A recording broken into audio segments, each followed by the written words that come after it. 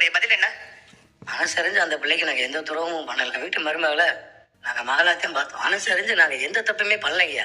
இவங்க சொல்ற குற்றச்சாட்டுப்படியெல்லாம் ஒரு விஷயமும் எங்க வீட்டுல நடக்கவே இல்லை. என்ன நடந்துச்சுன்னு அவங்க மனசாட்சிக்கு தெரியும், அந்த ஆண்டவனுக்கு தெரியும். ராத்திரி பூரா என் பொண்டாட்டி பிள்ளை குட்டியெல்லாம் ஜெயில கொண்டு போய் வச்சிட்டாங்க. உங்க மனைவி தங்கமயிலோட குற்றச்சாட்டுக்கு நீங்க என்ன சொல்ல போறீங்க? சார், தங்கமயில் குடும்பம் சொன்ன எல்லாமே முழுக்க முழுக்க அத்தனையே போய் சார். Objection your honour. தங்கமயில நீங்க வீட்டை விட்டு துரத்துனது பொய்யா? வீட்டை விட்டு அனுப்புனது என்னமோ உண்மைதான்.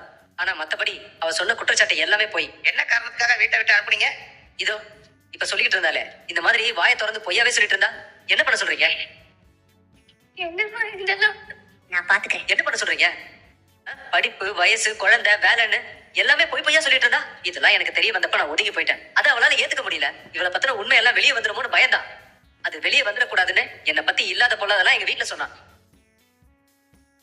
எனக்கு இன்னொரு பொண்ணு கூட தொடர்பு இருக்கின்ற பொய்யையும் எல்லார்கிட்டயும் சொன்னான். என்னால சகிச்சுக்க முடியாம தான் அவளை பத்தின உண்மையை நான் வீட்டுல இருக்க எல்லார்கிட்டயுமே சொன்னேன். அதுல ஆரம்பிச்சதாங்க இப்ப வரைக்கும் நடந்துகிட்டு இருக்க எல்லா நாடகமும். அவ என்னதான் சொன்னாலும் சரி, என்னால இதுக்கப்புறம் இவ கூட ஒரு செகண்ட் கூட வாழ முடியாதுங்க. அதுக்காக நீங்க என்ன தண்டனை கொடுத்தாலும் சரி, அதை நான் மனப்பூர்வமா ஏத்துக்கிறேன். தயவு செஞ்சு அவ கூட சேர்ந்து வாழன்னு மட்டும் சொல்லிடாதீங்க. உங்களை கெஞ்சி கேட்டுக்கிறேன்.